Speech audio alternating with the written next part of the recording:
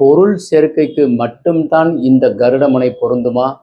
இல்லை சந்தோஷத்திற்கும் ஆரோக்கியத்திற்கும் இந்த கருடமுனை துணை புரியுமா? இதை எப்படி நம்ம தெரிஞ்சுக்கிறது? ஒரு கிழக்க பார்த்த வரைபடம் மூலமாக நான் விளக்குகின்றேன். லிங்கம் வாஸ்து ஃபேமிலி அன்பர்கள் அனைவருக்கும் வணக்கம். வாங்க வரைபடத்துக்குள்ள போய் பார்ப்போம்.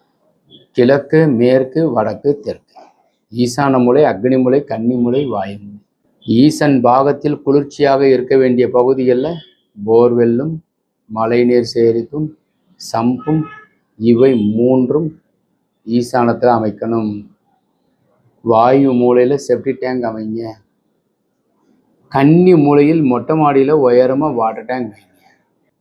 ஈசான மூலையில் 3 பேர் ஏன் சேர்ந்து வச்சுருக்காங்க அப்படின்னா, ஈசன் பாகம் இந்த 3ம் இருந்துச்சுன்னா அவங்க வீட்டில் வாரிசு இருக்கும், குழந்தை பாக்கியம் இருக்கும், பொன் பொருள் சேரும்.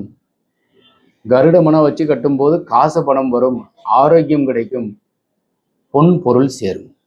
பெரிய ஹாலு, அக்னி மூலை, kitchen, dining, bedroom, another one bedroom. ஹாலனுடைய கன்னி மூலை சார்ந்ததில் பூஜை அறை.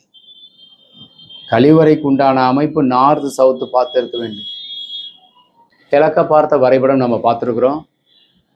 இது மாதிரி வரைபடம் நீங்கள் தேவைப்பட்டால் நீங்கள் செய்ய வேண்டியது உங்களுடைய ஜாதகம், மனைவி ஜாதகம், பிளாட்டுக்கு உண்டான நீள அகலம் தேவைகள் எங்களுக்கு அனுப்பி வச்சுங்கன்னாக்கா வரைபடம் தெளிவுபட 2 அல்லது 3 ஆப்ஷன் நாங்கள் அமைச்சு கொடுக்குறோம். வரைபடம் திருத்தம் வேணும்னாலும் கேட்டு வாங்கிக்கலாம்.